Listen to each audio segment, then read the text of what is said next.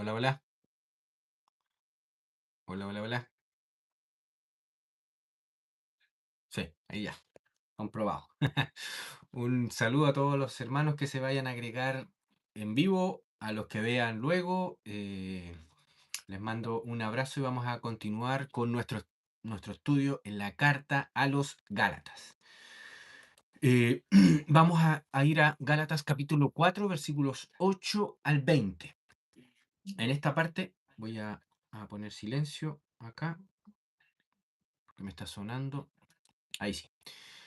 Eh, Entonces, del 8 al 20, en este pasaje el apóstol Pablo lo que busca, bueno, lo que estamos viendo es que el apóstol Pablo ya reprende a las iglesias en Galacia.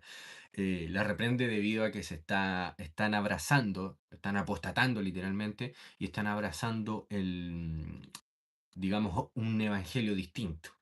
El evangelio que traían los judaizantes. Que decían que no niegan a Cristo, no niegan la persona de Cristo, ¿verdad? Pero decían que habían otros requisitos necesarios para poder confirmar la salvación, para poder, es como, tú no puedes decirte cristiano si no te circuncidas, si no celebras, digamos, las tradiciones de los ancianos, ¿verdad? Y todo lo que estaba bajo la administración del antiguo pacto, que eran las sombras, aquello que apuntaba a Cristo. En ese sentido. Aquí hay que dejar en claro que el apóstol Pablo, cuando dice que no está bajo la ley o no estamos bajo la ley, lo que está diciendo es que no estamos bajo la condenación de la ley, la que habíamos visto en el capítulo 13, ¿recuerdan? Y en el estudio anterior, que la ley dejó a toda la humanidad, a judíos, a israelitas y a gentiles por igual, bajo una situación. Esa situación era estar bajo la maldición de la ley, ¿no? Bajo la condena de la ley y por tanto enviaba o sea, condenaba tanto a los israelitas como a los paganos a vivir en términos del pecado y del temor de la muerte, ¿no? Y bajo esa lógica, por supuesto, vivir bajo señores, bajo poderes externos que nos castigaban, que nos ordenaban, algo muy parecido a lo que pasa con los estados modernos, ¿no?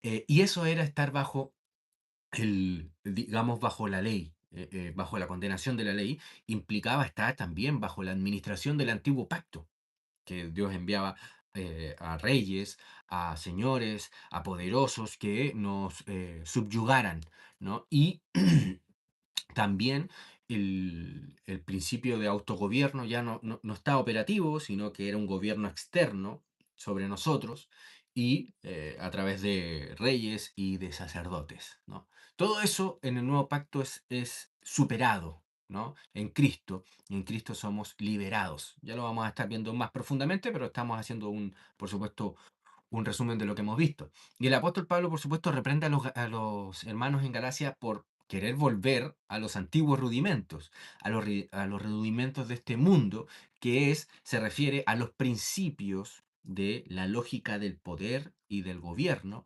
de este mundo, ¿no? Se me olvidó enviar el link a, a, a unos hermanos acá y aquí está. Este, discúlpeme, se me había olvidado enviar el link a un hermano.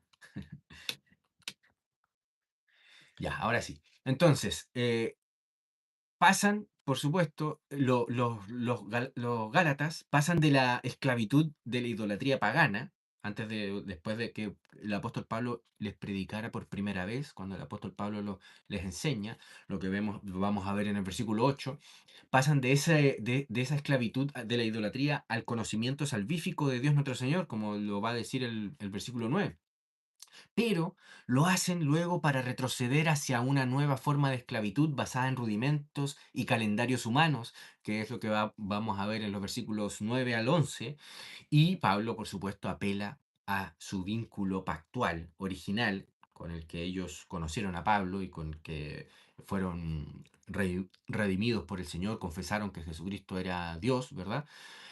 Y contrasta su celo apostólico con el celo político y religioso de los falsos maestros en los versículos 17 y 18, y expresa su angustia hasta que el dominio de Cristo se consolide en ellos. Vamos a estar viendo esto.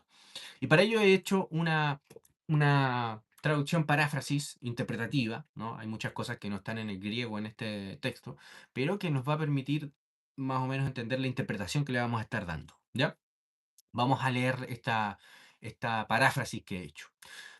Desde el versículo 8 empezamos del capítulo 4. Dice así: Ciertamente, en el pasado, al ser ignorantes del soberano, ustedes rindieron servicio de esclavos a entidades que ontológicamente no son deidades. Pero ahora, habiendo reconocido al soberano, o para ser epistemológicamente precisos, habiendo sido conocidos y determinados por él, ¿cómo es posible que capitulen regresando a los sistemas de control, a los rudimentos, impotentes y miserables del mundo, a los cuales desean volver a someterse como propiedad? Ustedes rinden pleitesía a un calendario humano, guardando escrupulosamente días, meses, estaciones y años, como si estos dictaran su justificación. Temo por ustedes que mi labor de embajador del rey entre ustedes haya sido un esfuerzo estéril. Les exijo, hermanos, que adopten mi postura de libertad frente a esos sistemas, así como yo me identifiqué con ustedes. Ustedes no me hicieron ningún agravio.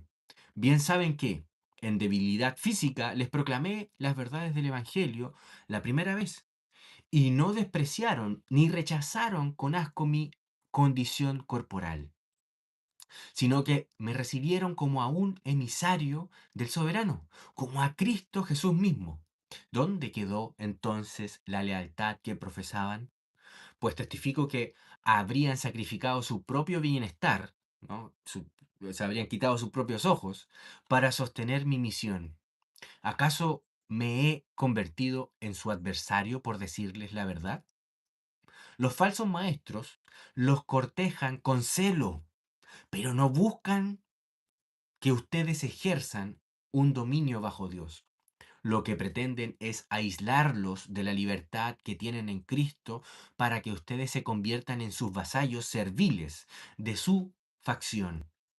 Es legítimo tener celo por lo que está alineado a la palabra ley de Dios, siempre, y no solo cuando yo vigilo su congregación. Hijos míos, en el pacto, por quienes vuelvo a sufrir dolores de parto hasta que el carácter y gobierno de Cristo queden esculpidos en ustedes. Desearía estar físicamente con ustedes ahora mismo para cambiar mi tono, porque su apostasía me tiene perplejo. Fin de la paráfrasis, ¿no? Que voy a dejar en mi página de Patreon, lo voy a dejar a pie del video, para que ustedes la puedan leer, ¿no? Bueno, ya vemos, ya sabemos que los falsos maestros no negaban a Cristo, sino que añadían la observancia de la ley ceremonial, o mejor, más específicamente, las sombras de la ley del antiguo pacto, de la antigua administración, que apuntaban a Cristo, y una vez que Cristo vino ya ya estaban cumplidas en él, y por tanto no debemos observarlas literalmente, ¿no? Sino leerlas y aprender de lo que nos decían de Cristo y aprender más de Cristo a través de ellas, pero no observarlas, no debemos aplicarlas porque eso ya pasó, ¿no? Lo que es la circuncisión, las fiestas, los calendarios y también las tradiciones de los ancianos que añadían a la ley, ¿no? Añadían a los requisitos de la antigua administración del pacto. Y lo hacían como un requisito para la justificación, para confirmar tu justificación. Convertían la ley de Dios, la cual es norma de santificación, es cierto eso, y ya lo vamos a estar viendo, en un mecanismo humanista de autosalvación, de autojustificación. ¿Mm? Ya, entonces vamos a ir a los versículos del 8 al 20, vamos a estar haciendo la exégesis. Versículo 8. Vamos a leer. Ahora vamos a estar leyendo la versión Reina Valera. Dice así: Ciertamente, en otro tiempo, no conociendo a Dios, servíais a los que por naturaleza no son dioses. Fijémonos que aquí el apóstol Pablo define el pasado gentil de estos hermanos, y también muchos de ellos habían judíos también, ¿no? Pero con respecto a los gentiles lo define como ignorancia absoluta que resulta, por supuesto, o resultaba en una esclavitud a entidades que ontológicamente no son Dios, ¿no? A los ídolos, ya sea a los reyes, ya sea a los ídolos falsos, a los dioses Marte, Júpiter, Venus, etcétera, ¿no? Se esclavizaban a ellos. Y aquí el apóstol Pablo usa dos palabras en el griego bien interesantes. La palabra edouleusate, ¿no? Es un verbo que significa servir como esclavo, estar subyugado como propiedad de otro, de estos dioses falsos, de estos que por naturaleza no son dioses, ¿no? Por su propia naturaleza, porque son creados, que el apóstol Pablo siempre tiene en mente la distinción creador-criatura. Todo lo que hay en la realidad que nosotros vemos es creación por naturaleza, no es Dios, pero el hombre cambia a Dios, al verdadero Dios, por las criaturas, ¿no? Por aquellas cosas que han sido creadas y que aquellas cosas que nosotros estamos llamados a gobernar, a ejercer dominio sobre ellas. Bueno, el hombre invierte el orden, el hombre caído, siguiendo el consejo de la serpiente, invierte el orden y las adora. El hombre natural, por supuesto, no es libre. Su supuesta autonomía siempre degenera en un vasallaje a ídolos, en una servidumbre, una esclavitud a los ídolos que tiene como autoridad, como señores, como gobernadores. En ese sentido. Otra palabra griega importante es la palabra phisei, ¿no? Que es un sustantivo que se traduce por naturaleza, esencia ontológica, esa es lo que apunta. Los ídolos políticos o religiosos en los días de Pablo y en nuestros días también, ¿no? Incluyendo al Estado moderno, no poseen deidad intrínseca. Su poder es un engaño consentido por los esclavos. Son los esclavos los que proyectan en esos ídolos una divinidad. Y la servidumbre llega a ser una cosa servil, y además voluntaria, que quieren, desean esa esclavitud, ¿no? Pablo afirma que la ignorancia del Dios verdadero garantiza la tiranía bajo poderes falsos. No reconocer a Cristo como Señor es una garantía de que estás en esclavitud. No es una posibilidad, no, no existe la posibilidad de que una sociedad, un ser humano, una familia, una comunidad, una sociedad, una nación tengan libertad sin Cristo. Esa es la presuposición clara del apóstol Pablo. Por tanto, niega que el paganismo posea alguna posibilidad de libertad neutral. No tiene la posibilidad. Pablo comienza con una presuposición epistemológica. La ignorancia de Dios no es neutralidad, sino hostilidad y servidumbre. En el pensamiento bíblico no hay terreno neutral. El hombre es un guardador del pacto o un transgresor del pacto del mismo, ¿verdad? Y por tanto está bajo esa división. Guardadores del pacto, quebrantadores del pacto. Y los quebrantadores del pacto están bajo la condenación de la ley. Eso es lo que el apóstol Pablo dice que los hombres están bajo la ley. Y por tanto, querer volver a esos rudimentos, ¿no? A ese orden, a esos principios de estar bajo la ley, bajo la condenación de la ley, bajo ese principio que una sociedad se forma negando a Dios, es estar bajo los principios de la esclavitud, bajo los rudimentos de la esclavitud. El hombre, por su naturaleza caída, es una criatura adoradora. Si no conoce al Dios vivo y verdadero, necesariamente servirá a dioses falsos. En el mundo antiguo, estos eran los dioses de piedra y los demonios detrás de ellos. En nuestra era, el ídolo predominante, ¿no? Y lo estamos viendo cómo está amenazando, digamos, prácticamente la humanidad en nuestros días. El ídolo predominante es el Estado-nación, el Moloch moderno que reclama la soberanía que solo pertenece a Dios. Servir a lo que por naturaleza no es Dios es el intento del hombre autónomo de crear su propia realidad. Sin el conocimiento de Dios revelado en su palabra, el hombre está sujeto a la tiranía de la creación, o sea, de la creación caída, la que está sujeta al pecado, la que está bajo la condenación de la ley, ¿no? Bajo la condena de la ley. Y eso es lo que el apóstol Pablo dice, ¿cómo van a volver a eso? ¿Cómo se les ocurre? ¿Cómo volver a la esclavitud? ¿No? Más ahora, conociendo a Dios, versículo 9, más ahora, conociendo a Dios. Y el apóstol Pablo de repente dice, ahora que ustedes conocen a Dios, no. espera, espera, espera. Específicamente, más correctamente, y eso es como que se detiene ahí el apóstol Pablo y dice, más ahora conociendo a Dios, o más bien, o mejor dicho, ¿no? Siendo conocidos por Dios, ¿cómo es que os volvéis de nuevo a los débiles y pobres rudimentos a los cuales os queréis volver a esclavizar? Fíjense que el apóstol Pablo hace aquí la corrección epistemológica, ¿no? Una corrección epistemológica brutal, tremenda, que hasta el mismo apóstol Pablo de repente, a ver, en realidad, mejor dicho, ¿no? Siendo conocidos por Dios. Nuestro conocimiento de Dios, y aquí voy a usar una palabra que no es muy conocida, pero nuestro conocimiento de Dios es típico, ¿no? Esto quiere decir que es derivado del conocimiento de otro, ¿no? De un conocimiento que es arquetipo arquetípico. Es derivado del conocimiento arquetípico de Dios sobre nosotros. Es lo que Dios nos conoce, nos determina, nos define a nosotros primero. Y luego nosotros podemos, gracias a eso, conocer a Dios. Nuestro conocimiento de Dios es totalmente dependiente, es derivado. Es un resultado directo de que Dios, en su gracia soberana, nos ha conocido primero en su predestinación y elección. Eso es lo que está asumiendo el apóstol Pablo aquí.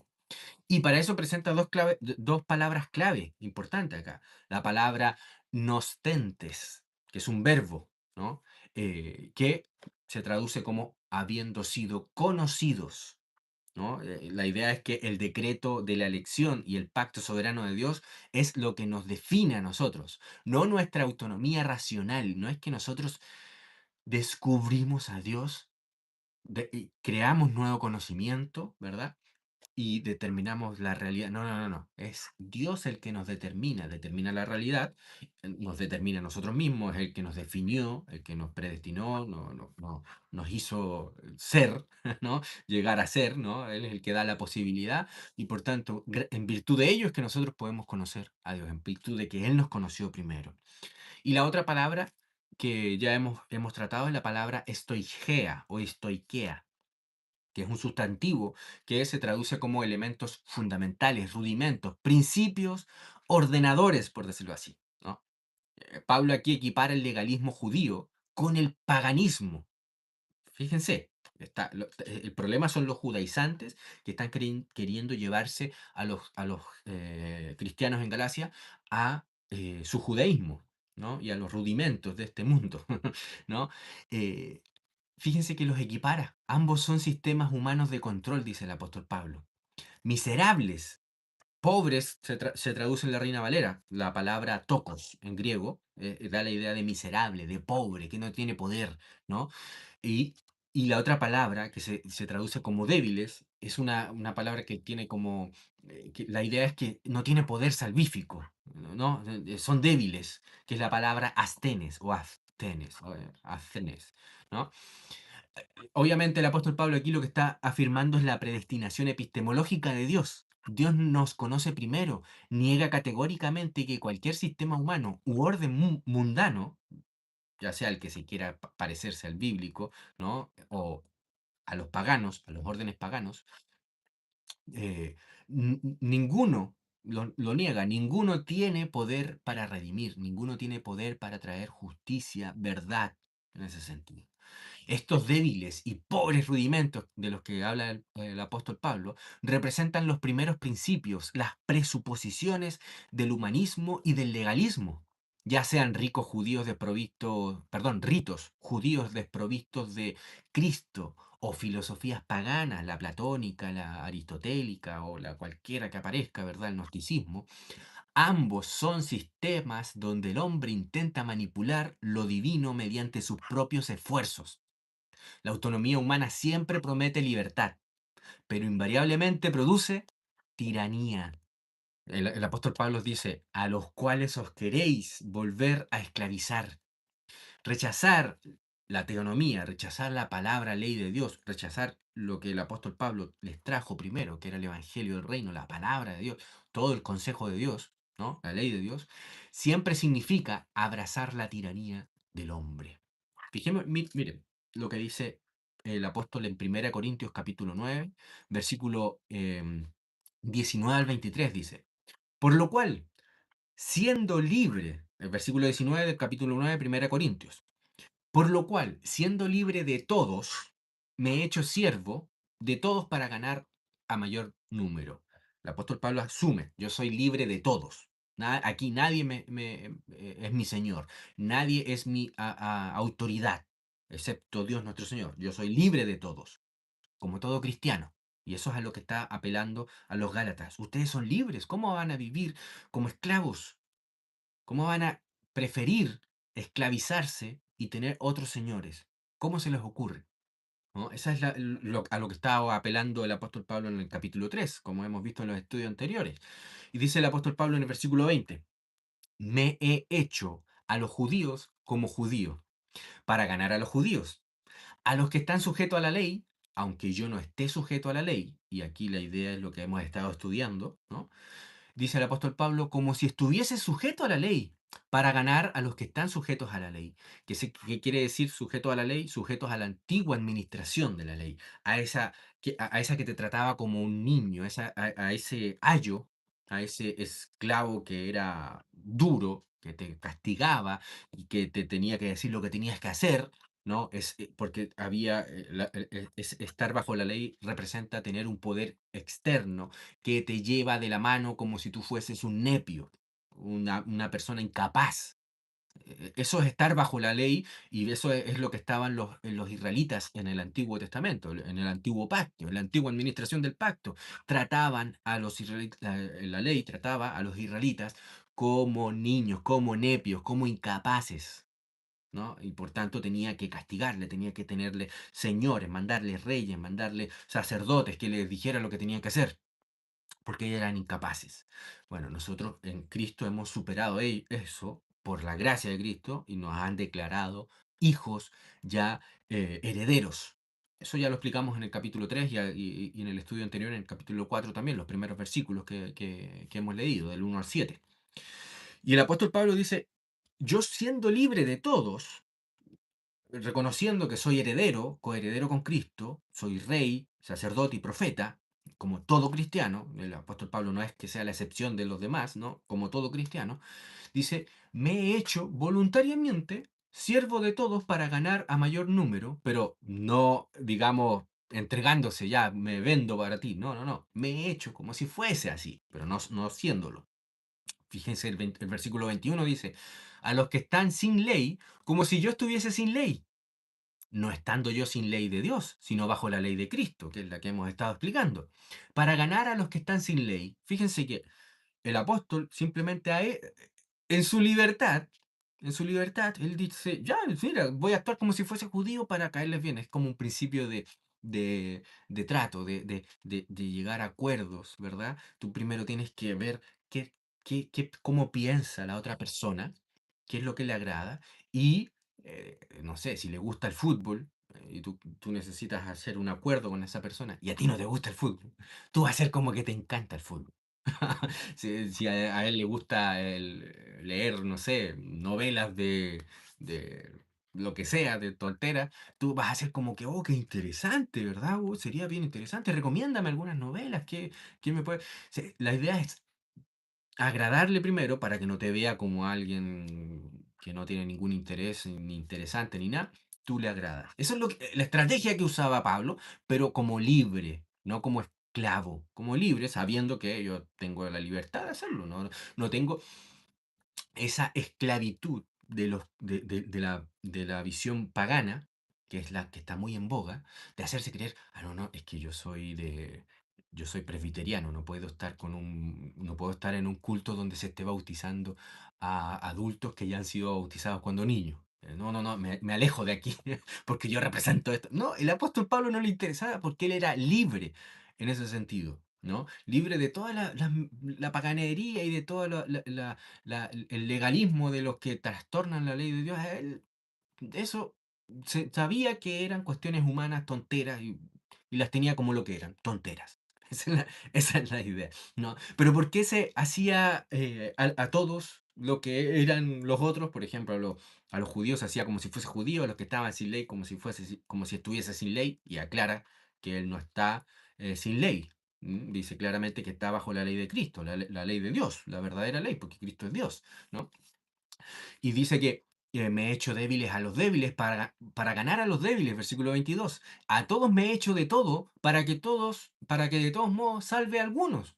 Pero lo ha hecho libremente, no porque tenga, digamos, la obligación en ese sentido, ¿no? Por eso que el apóstol Pablo habla acerca de esta libertad que tenemos. No la de una esclavitud de la conciencia a un grupo que te dice cómo tienes que actuar con respecto a los otros y con respecto a ellos, que te esclaviza tu conciencia. Ese es el gran problema que el apóstol Pablo está luchando, ¿no? Contra el cual está luchando. La expresión conocido por Dios, en este versículo, en el versículo, volvemos al versículo 9, ¿no? Ya para que quede bien claro, subraya la soberanía divina en la elección y el pacto. Nuestra libertad no es una conquista humana, sino un acto de la gracia soberana. No hay algo que nosotros podamos hacer, por eso que nosotros disfrutamos de esa libertad, ¿no? Y vivimos en obediencia solo y exclusivamente a Dios y en un servicio a nuestro prójimo en virtud de lo que Cristo nos ha enseñado, no en virtud de que el otro tenga un poder sobre nosotros. No tiene ningún poder. No es nadie. Es mi prójimo, igual que yo, y punto. Y lo tengo que respetar y servir, ¿no? En virtud de lo que me enseña mi Señor, no en virtud de lo que sea, digamos, supuestamente una jerarquía o una autoridad. Pablo introduce aquí el término estoiquea, como hemos visto, que son los rudimentos o elementos del mundo. Aquí muchos comentaristas que son antinominianos sugieren que Pablo se refiere a la ley de Dios, pero no es así. Nada que ver. Nada más lejos de la verdad. Los elementos débiles representan la tiranía de un universo supuestamente impersonal, de la visión pagana y la visión de estar bajo el pecado, ¿verdad? Los principios autónomos del pensamiento humano y las tradiciones de hombres. El hombre caído busca manipular estos elementos o someterse a ellos, ¿no? Someterse al rey, querer, bajo estos rudimentos, tener un poderoso sobre ellos. Siempre buscan un poderoso. Los israelitas lo hicieron, ¿no? Los paganos fueron los primeros que lo hicieron, ¿no? Hoy en día buscamos someternos al Estado. Hoy sin Estado nos va a ir mal, sin Estado nos van a matar, nos van a violar, nos van a secuestrar, dirían, ¿no? ¿No? Los israelitas en aquel tiempo sin rey nos van a seguir ganando y conquistando los filisteos, cuando en realidad era porque no eran fieles al pacto de la ley de Dios y por eso Dios enviaba a los filisteos como castigo. Pero ellos no pensaban en términos de la palabra de Dios, pensaban en términos de estoiquea, en términos de los rudimentos de este mundo. ¿Mm? Y lo hacían en lugar de obedecer al Creador, a Dios, a nuestro Redentor. ¿No? Recordemos que Pablo ha argumentado que la ley nos llevó al mundo entero a vivir en términos de la maldición y a estar bajo el orden del pecado y la esclavitud, porque es la condena que nos merecemos, ¿no? Es a ese orden al que se refiere Pablo cuando habla de los rudimentos de este mundo, no a la ley en sí mismo, no a la palabra de Dios, porque que me diga que son rudimentos, son que nos lleva a la esclavitud, el amar a nuestro prójimo, el amar a Dios por sobre todas las cosas, ¿verdad? El, que me diga que vivir bajo los términos de los 10 mandamientos es esclavitud. Usted es esclavo del pecado, eso es otra cosa, ¿no?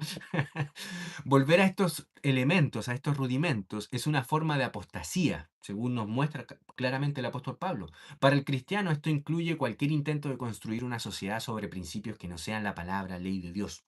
Si nos volvemos al derecho humanista o al estatismo, nos estamos esclavizando de nuevo a rudimentos que no tienen poder para salvar ni para gobernar justamente, sino solamente para esclavizarnos. Versículo 10 dice, el versículo 10, guardáis los días, los meses, los tiempos y los años. Pablo identifica la evidencia de su esclavitud en una sumisión al calendario litúrgico humanista, humano, como medio de justificación, como medio de confirmación, ¿no?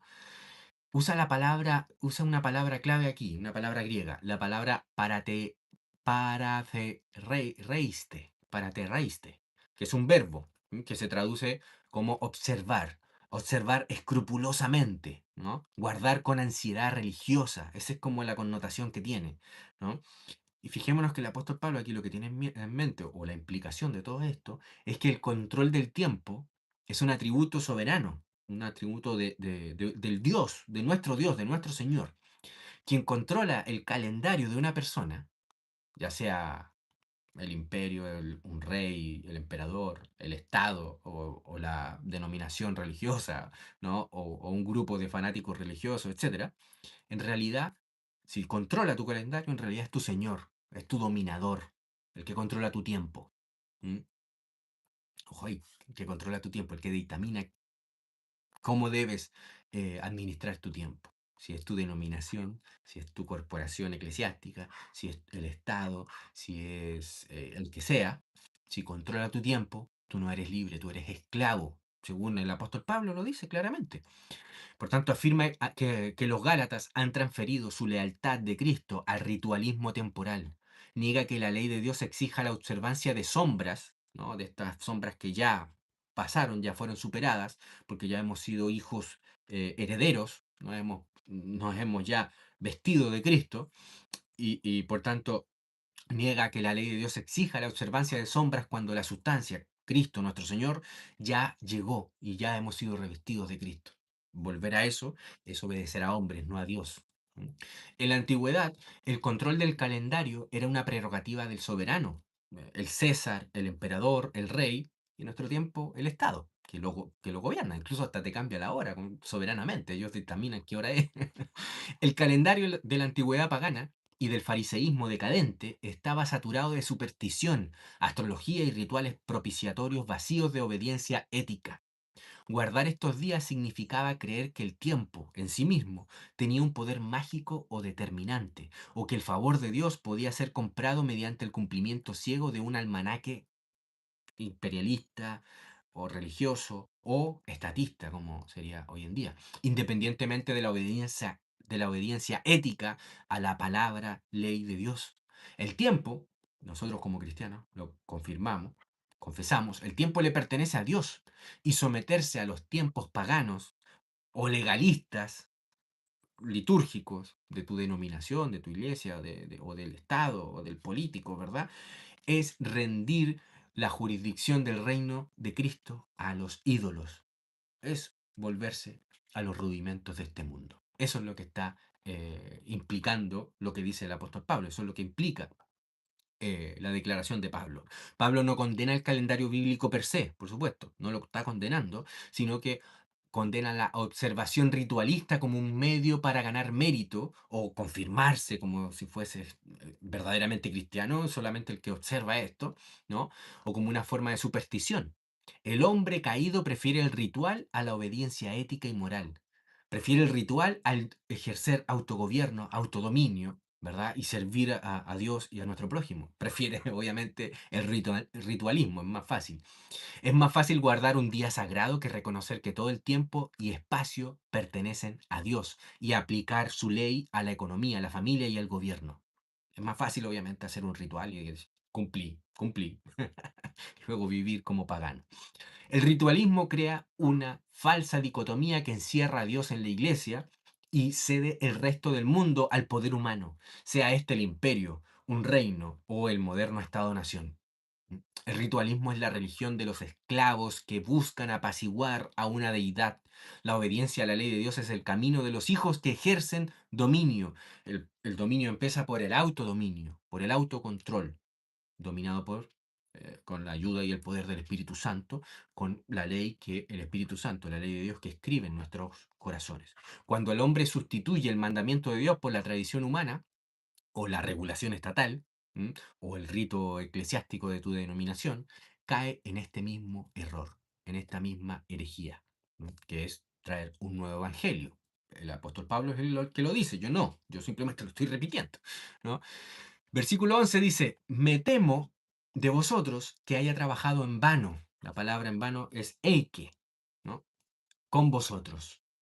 Fíjense que el apóstol Pablo aquí tiene una expresión, por decirlo así, de pavor, podríamos decir, un pavor apostólico, ante la inutilidad de su ministerio si ellos abrazan la apostasía, si ellos abrazan la enseñanza de los judaizantes.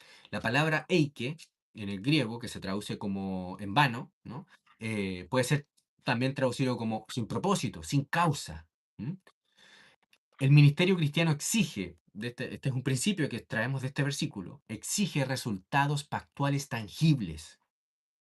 Si se reemplaza a Cristo con el Estado, el legalismo, el trabajo ha sido destruido, ha sido en vano, ¿no? Entonces, requiere, obviamente, resultados.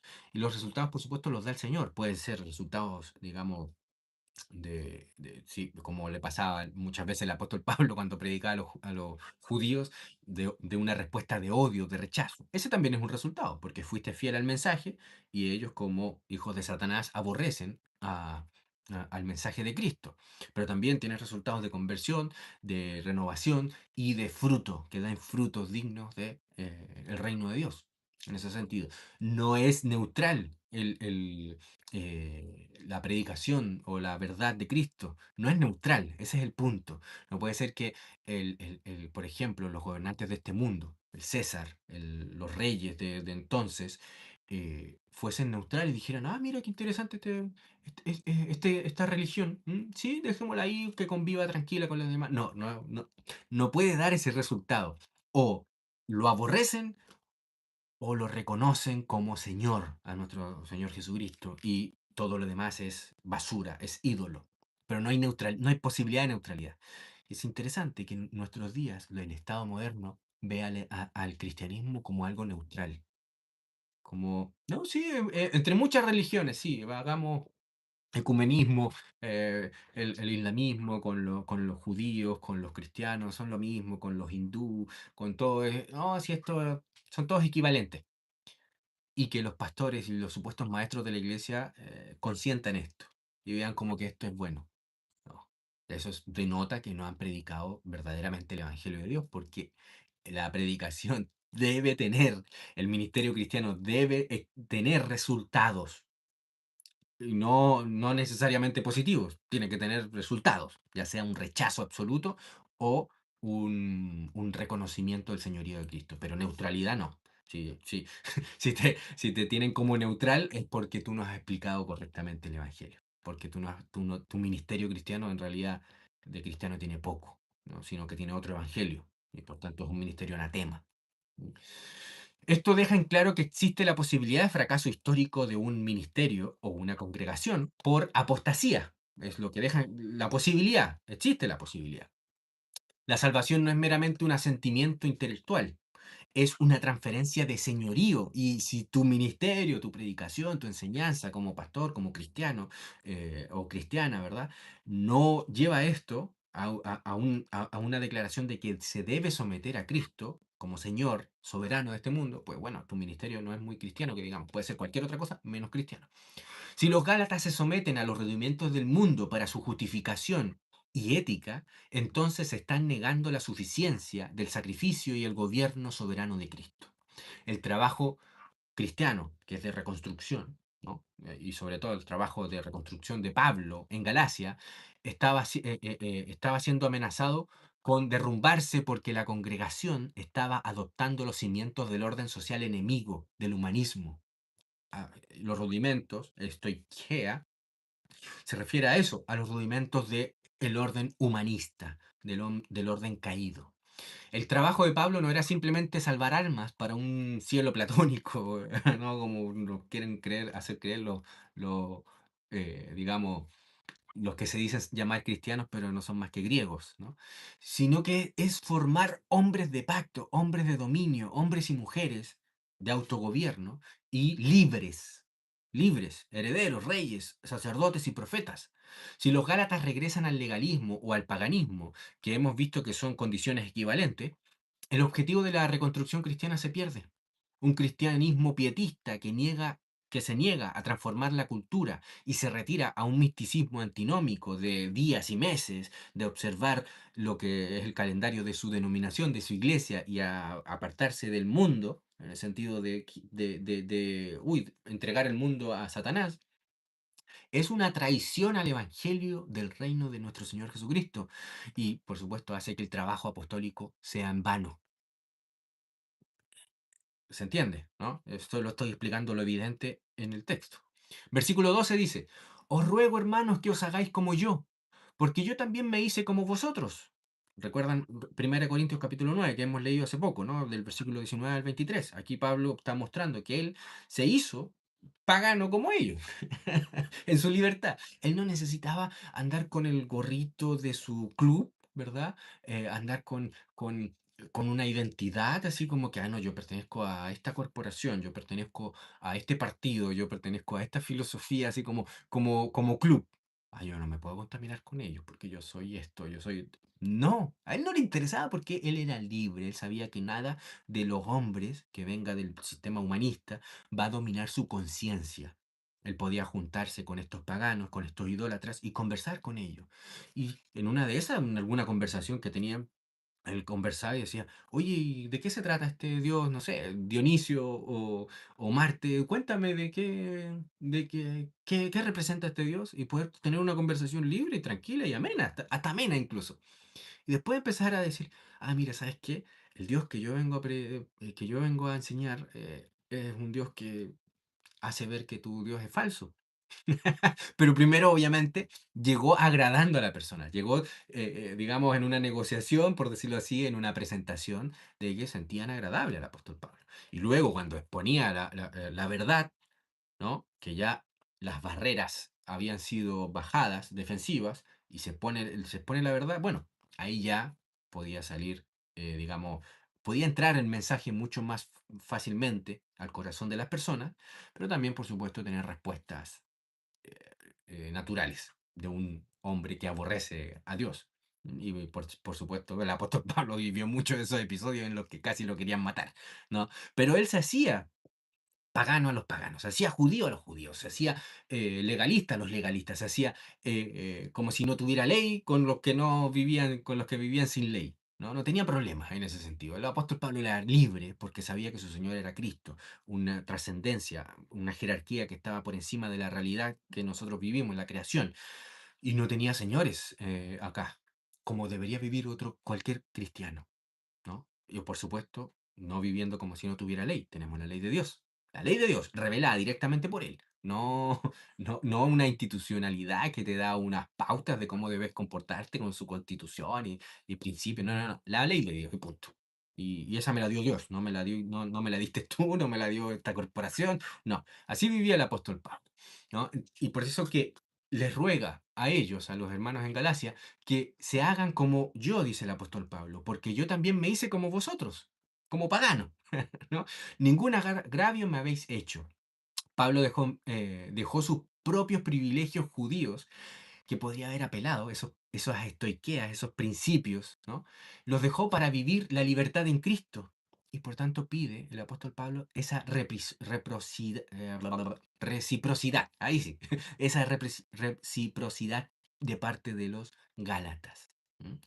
Fijémonos que usa la palabra gineste, que exige una acción de imitación por parte de los Gálatas.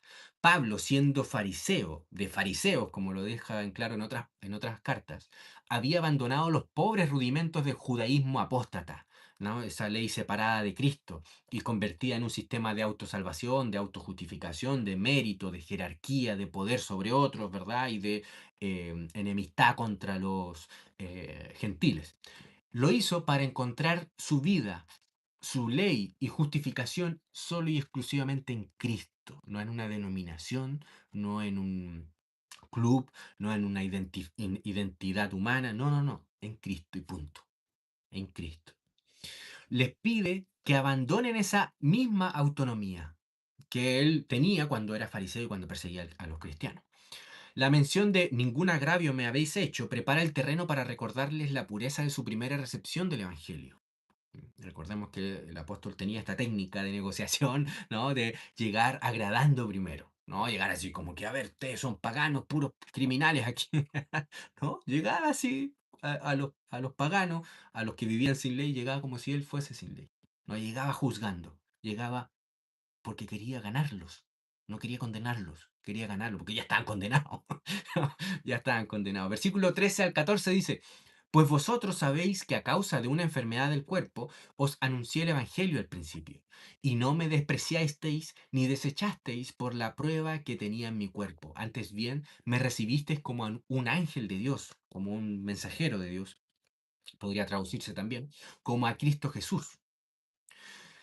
Aquí la enfermedad del apóstol Pablo siempre se ha discutido, pero eso es irrelevante saber qué enfermedad era, ¿no?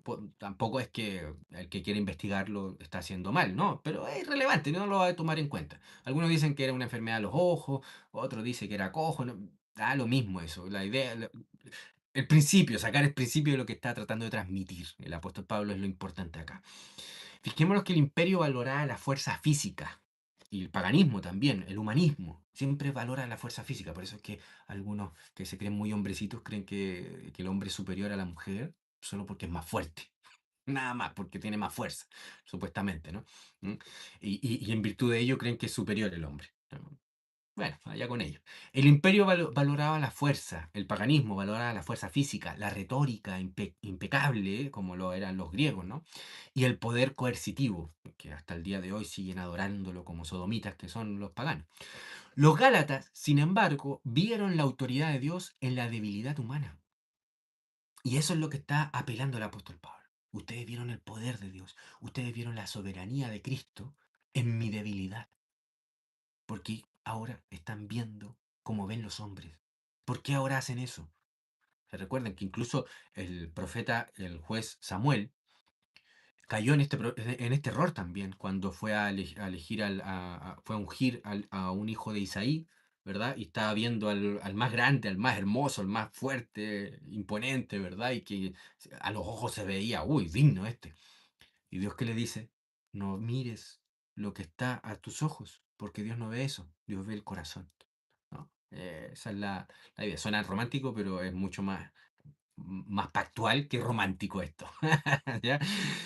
Una palabra clave que el apóstol Pablo usa en estos dos versículos, el 13 y el 14, la palabra exepixate, que es un verbo que se traduce como, literalmente se puede traducir como escupir, ¿no? Que es rechazar con asco. No me rechazaron, a pesar de que me vieron mal, ¿no? Por eso es que yo con mi traducción, cuando le hice al principio, sonó extraño, ¿verdad? Porque no es lo que traduce la Reina Valera 60, pero es la idea de que sería un rechazo de asco. ¿Por qué? Porque en el mundo pagano, como valoran más la fuerza, ver a un tipo andrajoso, un tipo débil, que viene te saca este de aquí, pero ver a un tipo bien vestido, hermoso, ¿verdad? Fuerte, imponente. Oh, qué llamativo, ¿verdad? ¿No? Es el humanismo y Cristo se glorifica en la debilidad del hombre, porque no el Evangelio, la visión cristiana, no se basa en los rudimentos de este mundo, en la estoiquea de este mundo, del mundo caído, del mundo pagano. El mundo humanista, por supuesto, escupe sobre la debilidad. La iglesia recibió al embajador herido porque reconoció la palabra del soberano en él. Y el apóstol Pablo lo deja en claro, por ejemplo, en 1 Corintios, capítulo 1 y 2, ¿no? Donde en la debilidad Dios se glorifica, no en la fortaleza, no en lo que el hombre percibe como fortaleza. Por tanto, el apóstol Pablo afirma que la verdadera autoridad proviene de la palabra, ley declarada, no en lo que uno ve, no en lo que el ojo humano ve, no de la estética del magistrado, del predicador, del juez o lo que sea, no. Fijémonos en lo que dice 1 Samuel, capítulo 16, versículo 7, que yo se los había citado. Y Jehová respondió a Samuel, no mires a su parecer, ni a lo grande de su estatura, porque yo lo desecho. Porque Jehová no mira lo que mira el hombre, pues el hombre mira lo que está delante de sus ojos, pero Jehová mira el corazón. Termina la cita, 1 Samuel capítulo 16, versículo 7. El hombre autónomo, independiente, el hombre caído al fin y al cabo, porque esa es la idea del autónomo, el que se proclama como si él fuese su propia ley, o la ley no es Dios, sino lo que dictamina un ídolo, evalúa el éxito y la verdad en términos del poder físico, de la prosperidad, del éxito humanista. Pablo llega a ellos en una debilidad providencial, una enfermedad física que no sabemos qué era, pero llega débil. Y la evidencia de que ellos vieron con los ojos de Dios, o sea, que el Espíritu Santo transformó sus corazones, es que ellos lo recibieron como si fuese un mensajero de Cristo. Por tanto, el apóstol Pablo está anonadado, dice, ¿cómo es posible que estén abrazando de vuelta el paganismo, el humanismo? Sin embargo, en ese momento, los Gálatas tuvieron los ojos abiertos por el Espíritu para juzgar no por las apariencias del hombre caído, ¿no? Sino por la palabra de Dios. lo recibieron como a un ángel mensajero de Dios, como a Cristo Jesús. Reconocieron la autoridad mediatorial de la palabra que Pablo predicaba. Reconocieron la autoridad de Pablo en virtud de que Pablo se sometía a la palabra de Dios y la transmitía como mensajero. La autoridad no radicaba en la persona física de Pablo. Es el principio fundamental de estos pasajes, ¿no? Que está hablando el apóstol Pablo, sino en la infalible palabra ley que él proclamaba como embajador del rey soberano. Es importantísimo este principio en ese sentido.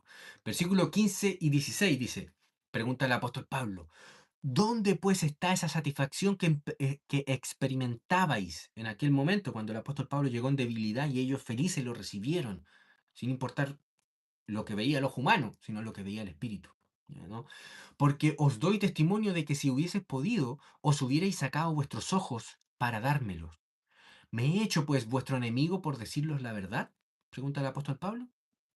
Fijémonos que la traición de los Gálatas aquí es epistemológica y ética. Las dos cosas vienen juntas, no es meramente que se están equivocando porque no entendieron bien, sino que también es ética.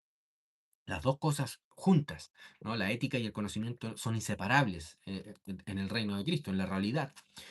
La verdad ofende al idólatra, por supuesto, y muchos de los Gálatas estarían diciendo, ah, pero ¿qué le pasa al apóstol Pablo que se cree? ¿Verdad? Aquí hay dos palabras, no, una palabra importante en el griego, que es la palabra aletheion, aletheion, que es un participio presente activo, que es la idea de diciendo la verdad, operando en la verdad, actuando conforme a la verdad, dice el apóstol Pablo. ¿No? La verdad no es neutra, no es neutral. Exige sumisión, exige que te sometas a ella. Esa es la realidad, ¿no? Pronunciarla convierte al cristiano en enemigo del humanismo, que ama la mentira, por supuesto, todo hombre caído, enemigo del Estado, del sistema, ¿no? Del Estado-nación. La palabra ectros se traduce como enemigo, ¿no? Y aquí el apóstol Pablo hace una división entre los que están con Cristo y los que están contra Cristo. Es la única división que hay. Aquí no es derecha e izquierda, no, no, eso es paganería del mundo, ¿no? Sino estás con Cristo o en contra de Cristo. No hay otra distinción ética, ¿no? A los ojos de quienes aman la mentira, pues bueno, van a odiar al apóstol Pablo. Por tanto, el apóstol Pablo afirma que la fidelidad al Evangelio genera hostilidad implacable de aquellos que han comprometido su fe, aquellos que han apostatado, básicamente. Versículos 17 y 18 dice, tienen celo por vosotros, pero no para bien, sino que quieren apartaros de nosotros para que vosotros tengáis celos por ellos. Bueno es mostrar celo en lo bueno siempre, y no solamente cuando estoy presente con vosotros, dice el apóstol Pablo. Fijémonos que el apóstol aquí hace un análisis de la política de facciones, un análisis, digamos, psicológico en ese sentido. Los falsos maestros usan la exclusión, el apartarte, ¿no? De otros, e integrarte forzosamente y apartarte, aislarte, para generar dependencia. Eso lo hacen, es una técnica que hacen los políticos, ¿verdad? Los estados modernos y también las sectas, las iglesias, ¿no? Que se llaman iglesias, ¿verdad? Estas corporaciones que tratan de apartarte de otros para que tú dependas de ellos solamente. No leas a ese autor, léeme solo a mí o escúchame solo a mí, no leas esos libros. A mí me lo dijeron muchas veces cuando yo empecé en el cristianismo a empezar a leer y leer teología, leía a varios teólogos, varios presbíteros, diáconos de la iglesia me decían, no, no, no, pero es que no debería estar leyendo tantas de esas cosas. ¿Por qué me decían eso? Porque esos teólogos no confirmaban lo que decía su corporación y por tanto querían aislarme de ellos, ¿no? Para hacerme dependiente de ellos y que yo fuese simplemente una extensión de ellos en cuanto a propaganda, básicamente. Una palabra clave aquí es la palabra ekleisai, que es un verbo, que es la idea de excluir, dejar fuera, ¿no? Se parece mucho a la palabra eclesia, que es a los que están afuera, ¿no? A los llamados afuera. Pero la idea es excluir, dejar afuera, aislar, también se podría traducir. Es una táctica clásica de tiranía y de las sectas. Aislar a los individuos de las autoridades legítimas bajo Dios, o sea, en este caso, la palabra de Dios y su mensajero, el apóstol Pablo, ¿no? Querían aislarlo del apóstol Pablo, querían quitarlo, no, no siga siendo influenciado por ese hombre que es malo. ¿No? Y lo hacían para hacerlos dependientes exclusivamente de ellos, de los judaizantes, del nuevo poder que quiere dominarlos y que quiere esclavizarlos. El apóstol Pablo no quería esclavizarlos, quería que fuesen libres, como cualquier cristiano, maestro cristiano o pastor cristiano. Quiere que sus hermanos, a los cuales les ha enseñado, los ha discipulado, sean libres y no dependan de él. Que es lo que se supone, espero yo que todo pastor sea así. Bueno, sabemos que no es así mucho, pero, pero es lo que sería un buen pastor. ¿Mm? Pablo afirma de forma implícita que el celo sin la ley de Dios es manipulación y una búsqueda de poder autónomo. Niega que las intenciones apasionadas validen una doctrina herética y que es lo que busca, en fin y al cabo, manipular, dominar a esas personas, es caer en los rudimentos de este mundo, bajo una esclavitud de algún ídolo. En este caso, estos hombres que se presentaban como grandes maestros. Este es un análisis psicológico potente de la tiranía que hace el apóstol Pablo. Los falsos maestros, los judaizantes de entonces, los estatistas hoy en día y los humanistas de hoy, ¿no? Muestran un celo o interés aparente por el bienestar de la gente, pero su objetivo es excluirlos, apartarlos de la libertad de Dios en Cristo para que sean dependientes de ellos, de sus corporaciones. Los políticos quieren que seas dependiente del Estado, de su aparato estatal, ¿verdad? Que no tengan la capacidad de ser independiente de ellos, ¿no? Sino que quieren que seas dependiente. Por eso es que generan todo un sistema, ¿verdad? De dependencia para que tú te sometas a ellos, ¿no? En cuanto a salud, en cuanto a jubilación, cuanto a ingresos, a seguridad, a todo quiere que el político quiere que tú seas dependiente de ellos y que no exista ninguna otra facción, corporación, institución o grupo que te provea de ello. Intenta aislarte. Es la táctica clásica de los estatistas, ¿no? Y de los humanistas también, pero también de la iglesia entendida como corporación, ¿no? Como secta.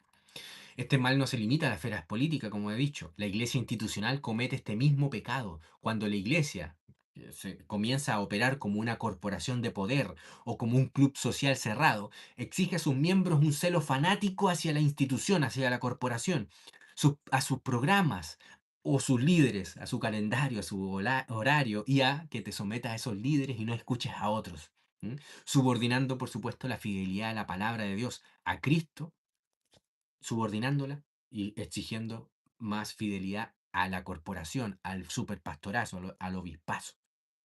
Un ejemplo casi clásico de esta tiranía eclesiástica lo denuncia el mismo apóstol Juan en su tercera carta, en el versículo 9 de la carta tercera de Juan, del apóstol Juan, donde expone a un tal Diótrefes, que dice el apóstol Juan, dice literalmente así, cito, al cual le gusta tener el primer lugar entre ellos. Diótrefes, celoso de su propio feudo, buscaba excluir a los hermanos verdaderos de la iglesia, estos que iban, enviados por los mismos apóstoles para visitar y ver cómo estaba la iglesia en ese lugar, ¿verdad? Los excluía. Quería aislar a los hermanos que estaban con él, los quería aislar y excluían a los demás. ¿No? Excluir a los hermanos verdaderos de la iglesia para asegurar la sumisión y la dependencia total de la congregación hacia su persona.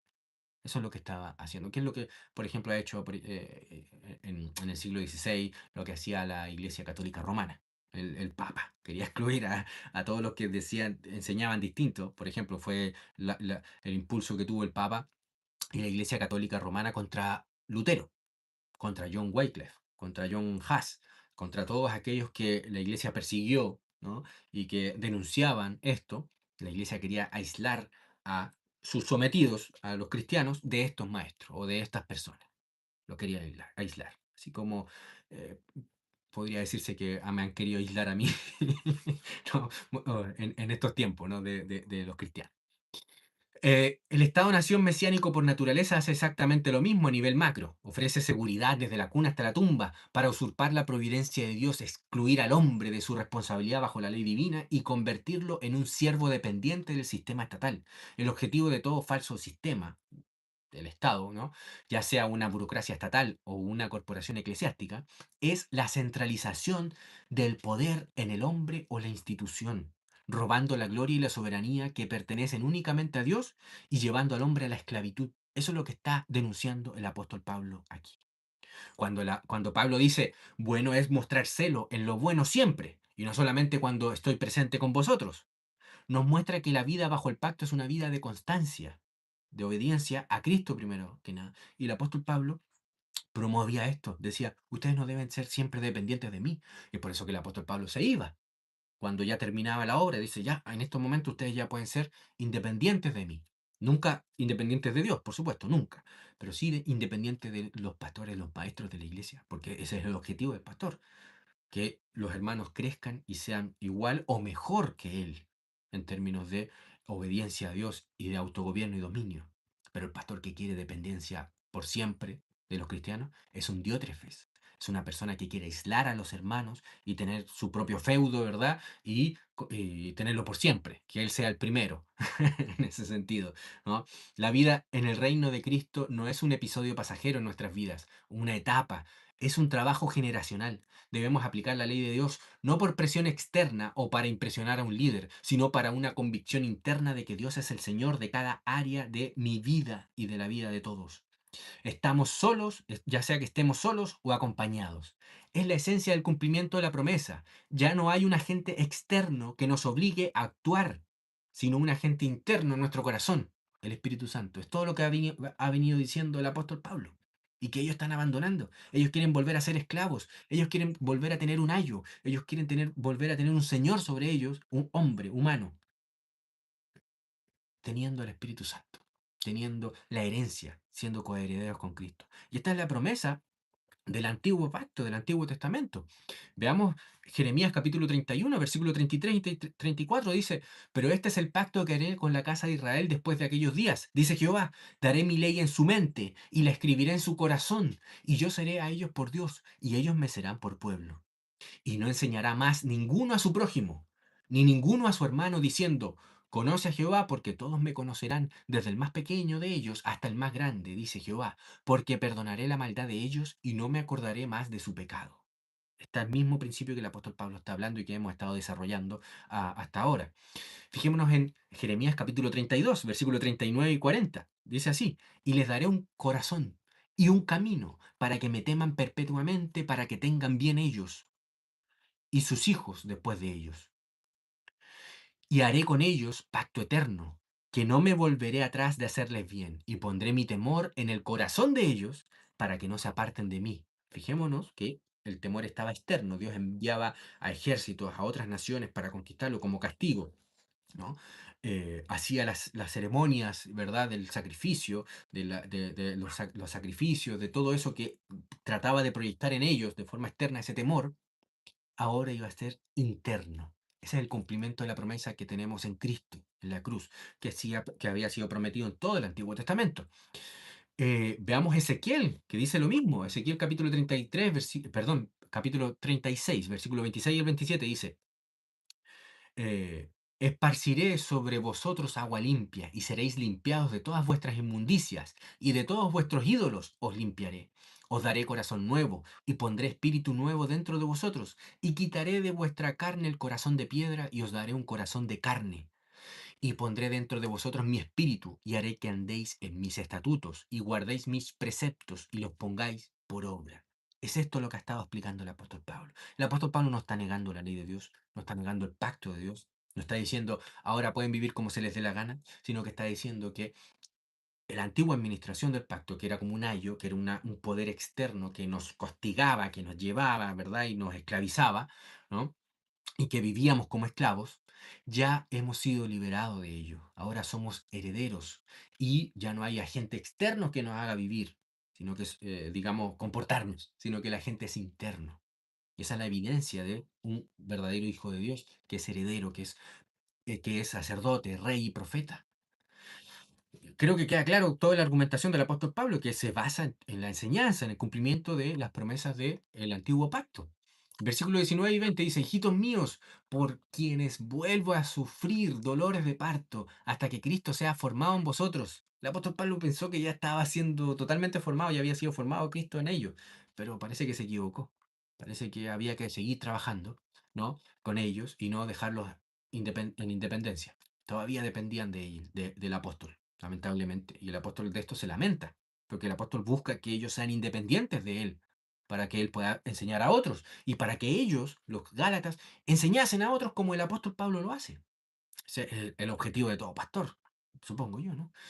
Quisiera estar con vosotros ahora mismo y cambiar de tono, pues estoy perplejo en cuanto a vosotros. Todavía no me lo creo. Yo pensé que eran ya estaba Cristo bien formado en ustedes, que ustedes ya eran autogobernados, tenían un dominio propio y podían ser independientes de mí.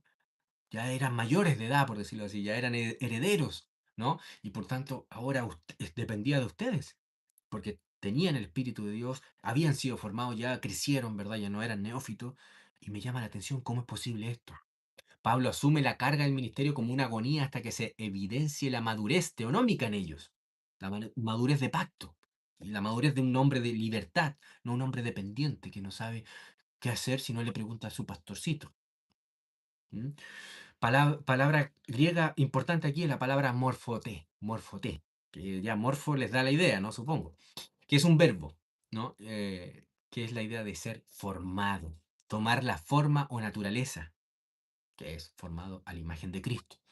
No se trata de un simple creer en el corazón, sino que de que el carácter, la ley y el señorío de Cristo moldeen objetivamente tu vida y a la comunidad, a la iglesia.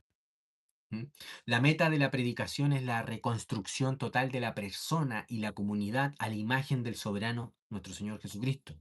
Pablo se ve a sí mismo como una madre en dolores de parto. ¿Cuál es el objetivo? Nos podríamos preguntar. Que Cristo sea formado en vosotros y que cuando ya termine de formarse, ustedes sean independientes del apóstol Pablo. Así como el apóstol Pablo no depende de nadie. ¿Mm? La búsqueda del discipulado es la de la restauración de la imagen de Dios en el hombre para que éste pueda cumplir el mandato de dominio, sea independiente de su maestro y pueda él mismo ser maestro de otros. Cristo es el rey y el legislador. Que Cristo sea formado en nosotros significa que sus pensamientos se conviertan en nuestros pensamientos y su ley en nuestra delicia. La perplejidad de Pablo, del apóstol, nace de ver a hombres y mujeres que han probado la libertad de ser hijos de Dios y sin embargo miran con nostalgia hacia las cadenas de la autonomía y el ritualismo humanista. El mensaje hoy, para ustedes, mi hermano, el mensaje que quiero resumir, ¿verdad? Es el mismo. No busquen la salvación en las instituciones humanas, ni en los ritos vacíos, ni en las corporaciones, ni en eso que llaman iglesia, ni en el Estado. No, busquen la libertad que viene de someterse, de someter cada pensamiento, de someter sus familias, su persona, su vida, y buscar que la nación también se someta al señorío de Jesucristo y a su ley, a su perfecta ley, la cual vivía el apóstol Pablo, vivía en la ley de Cristo, que es la ley de Dios, ¿no? Galatas capítulo 4, versículo 8 al 20, es un llamado a la madurez, es un llamado a decir, oye, esto es lo que eres tú como cristiano. Si no, no eres esto, es porque eres un nepio. Y ya hemos hablado harto de eso, ¿no? Pablo nos advierte que cualquier sistema que no se fundamente en la soberanía de Dios es un sistema de esclavitud a los rudimentos, elementos de este mundo. Como herederos del reino, nuestra tarea es rechazar la idolatría del Estado-nación, de las iglesias que quieren, de esas corporaciones que quieren llamarse iglesias, y del ritualismo humanista, permitiendo que Cristo sea formado en nosotros para que podamos reconstruir todas las cosas conforme a su voluntad revelada en su palabra. Eso, mis queridos hermanos, ya me he pasado del tiempo, así que llegamos hasta aquí. Les mando un abrazo y nos vemos en el próximo domingo en los siguientes versículos del capítulo 4. Un abrazo, que Dios les bendiga. Chao, chao.